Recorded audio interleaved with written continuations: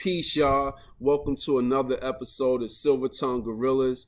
Hey, man, today I'm doing something very special, okay? What I'm going to do is I am creating a list. And feel free to add to the list, but I'm telling you right now that if I don't like your list, I'm going to let you know. But I am creating a list of notable MGTOWS. These MGTOWs go in the honorable mention.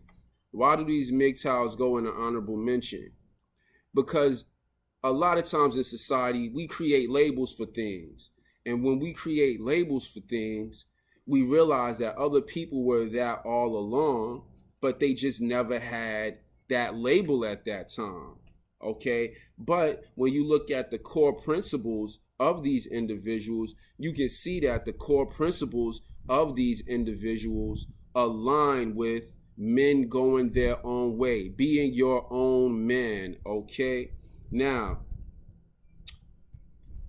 when you send your list, whatever you send to me, I want to know the person's name you put, and I want to know why you put that person's name. That's what I'm going to do with my list. Now, I also want to say that in this list, I put pimps in there. You understand? Why do I put pimps and players in there? The good ones, the real ones, not the fake ones. And when I say a real pimp, I'm not just talking about having hoes on the street, but those are the people that I'm talking about. When I say pimp, typically I'm talking about a mindset. Uncle Sam is a pimp, okay? Great Britain was a pimp to India. All right, basically the mob, they were pimps. They basically saying, look, this your block, but you gotta pay me to sell on it. This is your body, but you gotta pay me to have sex with that body with whoever you want. Why would they say that? Because they basically saying we are providing the protection. We need the collection so we can provide you better protection and build up our facilities. This is one of the key dynamics in pimping. So there's so many names that I'm not gonna mention on here because of the simple fact,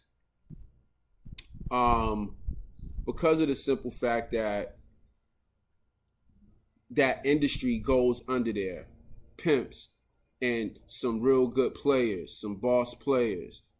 Those are two classes of individuals that if they was a real pimp, you can automatically put them in there. All right. And I already told you why. What they did is what in Silver Tongue Gorillas, what they did is what I call enforgement, not enforcement.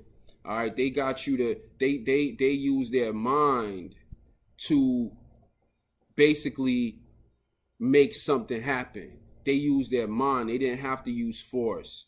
All right. When you talk about forging, you're talking about a signature. Basically, you're talking about somebody signing off on something. And in forge, you getting somebody to sign off on something. What's more MGTOW than what's more a man going their own way than being able to learn how to use other people's money and get other people to do things that benefit you, okay? Anywho's, let me get into my list of notable MGTOWs. This is not current MGTOWs. Number 1, Einstein, okay? Yes, Albert Einstein is a MGTOW. This is a man going his own way, all right? Einstein left, got married, decided that he was going to leave his wife, not to necessarily get married again, but to pursue his scientific brilliance. Einstein knew that he had brilliance in him. He knew that it was going to take hours of solitude. Here in Einstein, you have a man that in his mind, he was so obsessed, he was so fixated on his his law of relativity. He was so fixated on E equals MC squared. He was so fixated on time, space, and energy that this man transcended an intergender relationship, which I'm going to say now that is key in being MGTOW and being free and being a free person, period. It's transcending a lot of this bull crap that's in front of you. So Einstein, he's on the honorary list of notable MGTOWs because of the way he came through and focused and transcended intergender relationships. Okay. My number 2 MGTOW is Nikola Tesla. Now, I told you I would tell you why on all of these, but as much as I know about Nikola Tesla, which is just a little bit, I know that he was working with, what's my guy's name? He was working in the... Einstein? No, it wasn't Einstein. It was, he was trying to get power. It was J.P. Morgan.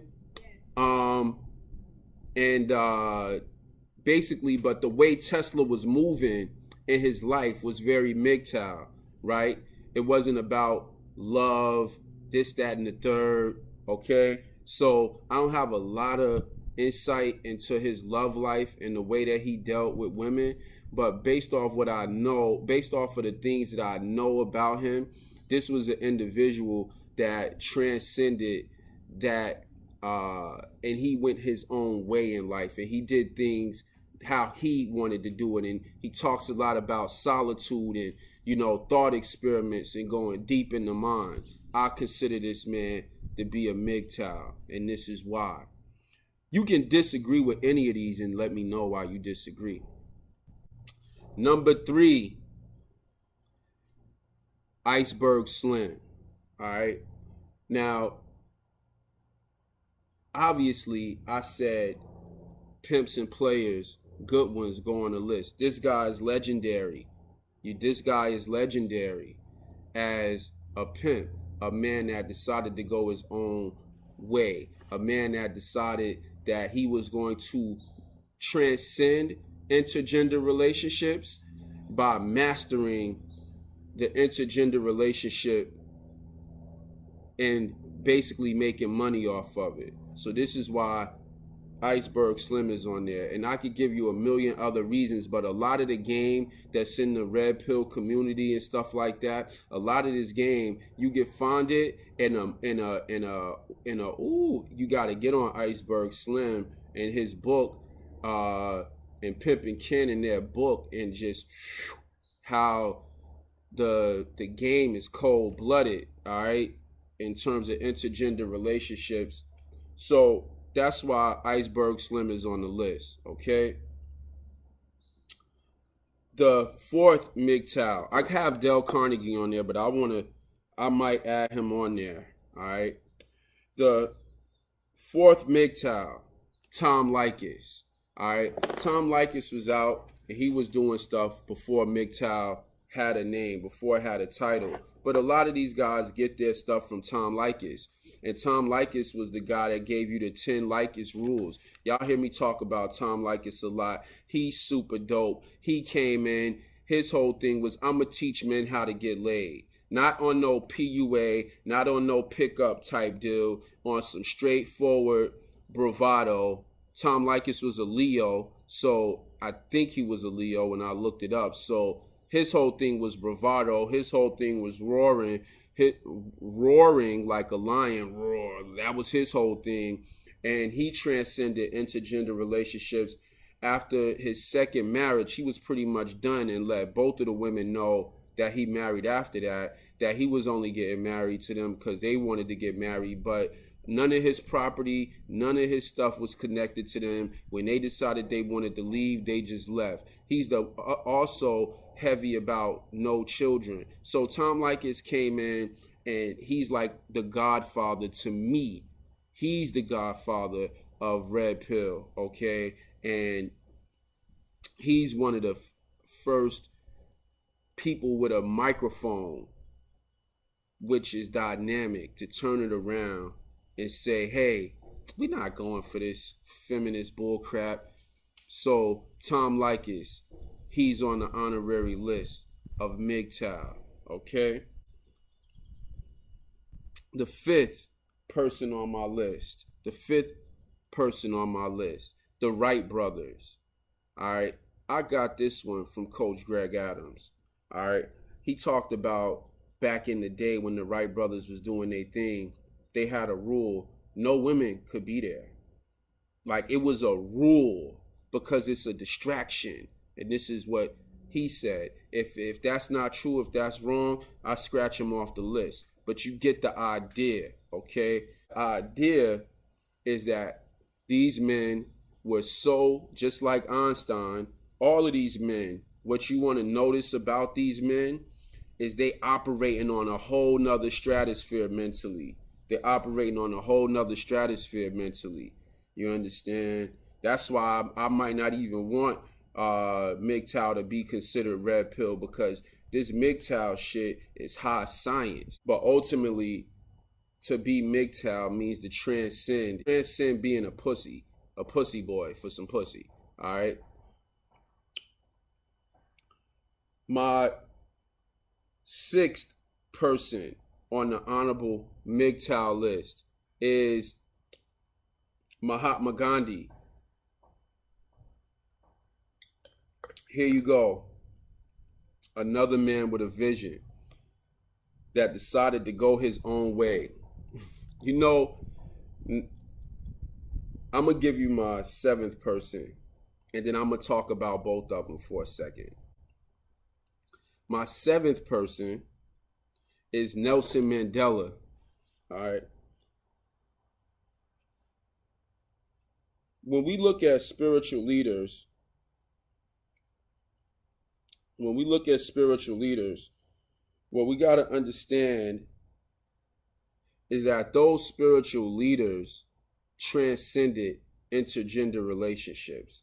It didn't matter. They were men going their own way, and they bent the universe to their will, if you will. All right.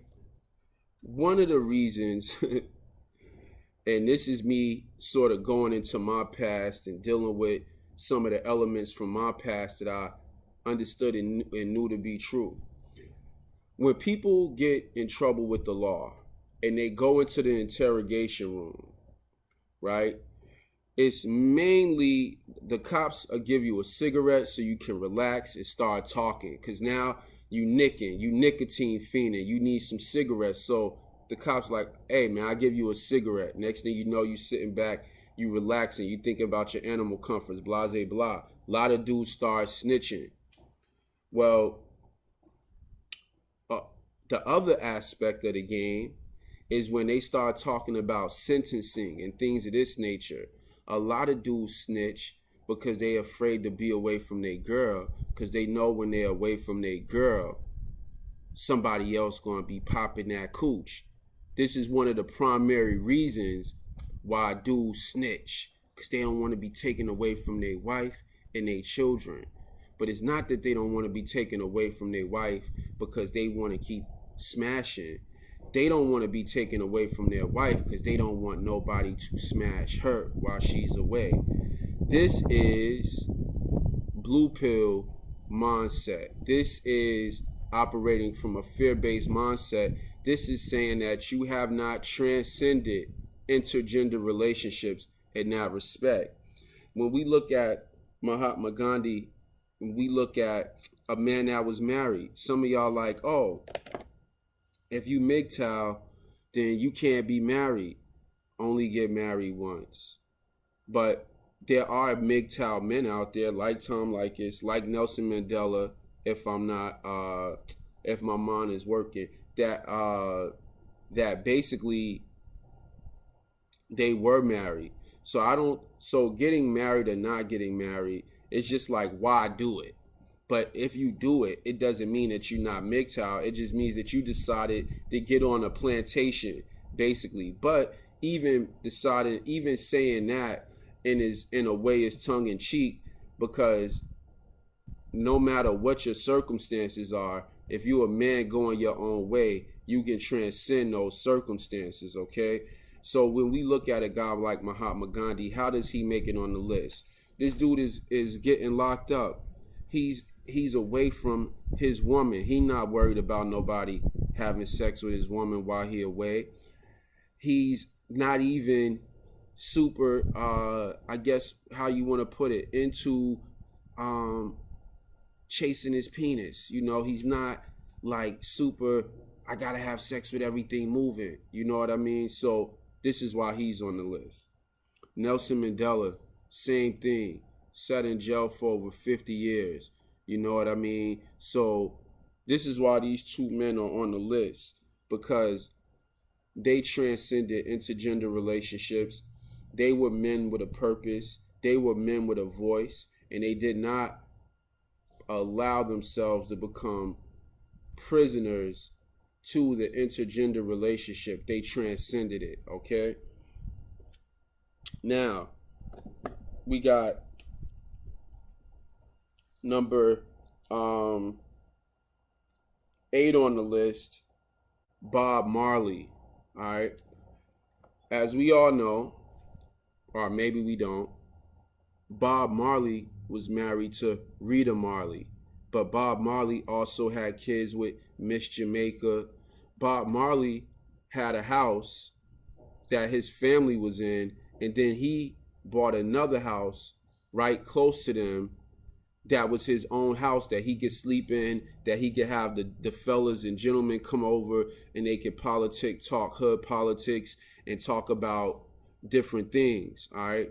So at the end of the day, this is a man going his own way. He decided that he had to live by the sword, die by the sword. He had to live by the guitar, die by the guitar. His life was driven with a purpose.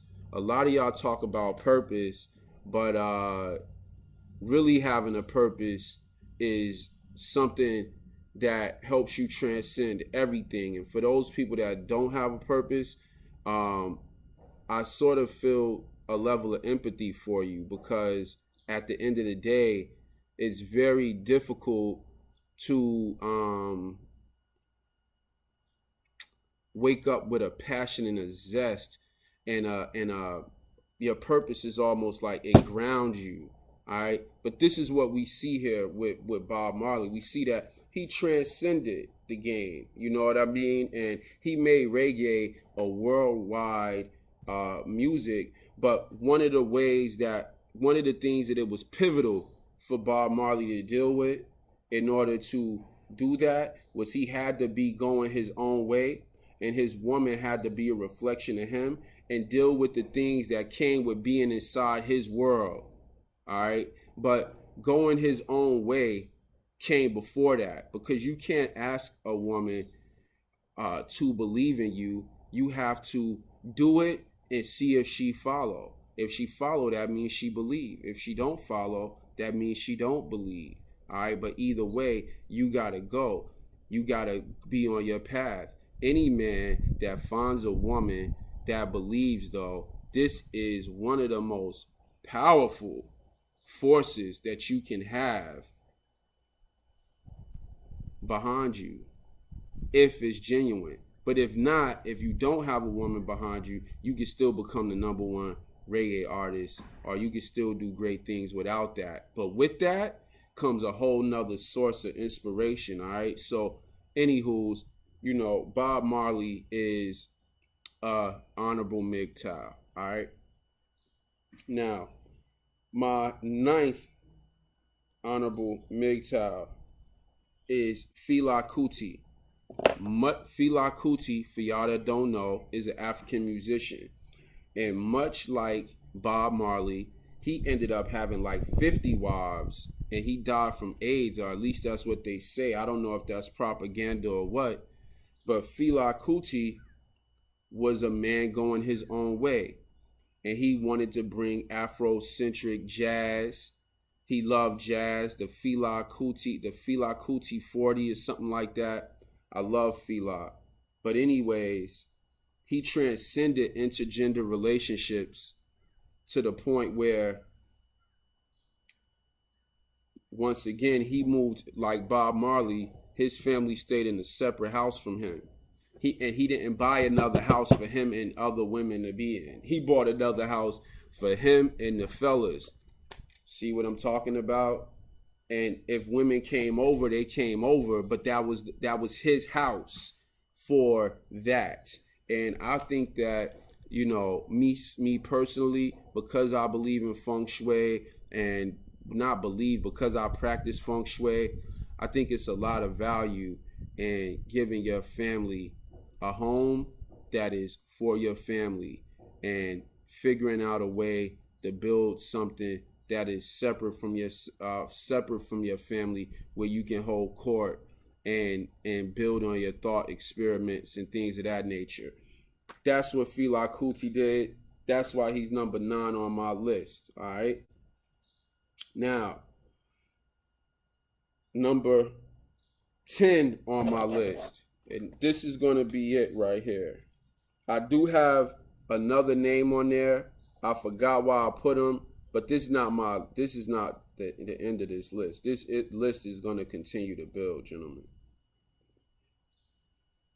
My last person for today, number 10, Hugh Hefner. All right. Hugh Hefner left his relationship with his wife, and created Playboy Mansion. All right. So ultimately, what you see is a man on his way, a man going his own way. And what he did with the will is he created parties with beautiful women and became a multimillionaire, and created the Playboy Bunny issue and things of that nature. And this is what he loved to do. This is where he was. This is the kind of cat he was. All right. I'm gonna do one. So ultimately, so you got Hugh Hefner. That's why Hugh Hefner's on the list. He left his family. You know, in order to transcend the intergender relationship, and really the ultimate gain that you could have with a woman, is to be a man of purpose and say what you mean and mean what you say, and ultimately be able to leave and come back. Because if you are not able to leave and come back, then ultimately you can't be on your way, because you ain't going nowhere. So leaving is a key element in terms of being on your way. And it's not leaving because you're mad at somebody. It's not leaving because you want to punish somebody. It's not leaving for no other reason than I have to go.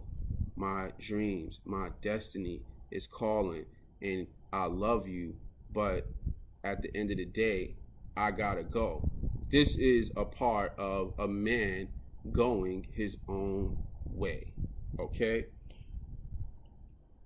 Hugh Hefner did this. So Hugh Hefner is a notable honorary MGTOW. One more person I want to put on the list. I know I said I was done, but I'm thinking about it now, so I want to say it now. Number 11, Puff Daddy. What are you talking about, man? This cat had all 3 of his baby mamas on the boat. You know, Diddy is like, what?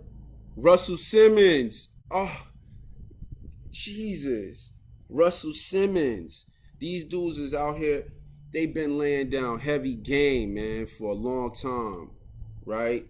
And I'm talking about how they dealt. All of these men, what I'm telling you, I'm not just naming men with great accomplishments. I'm naming men that you want to become observant of how they dealt with women, and how they deal with women, how they maneuver with women, how they transcended intergender relationships.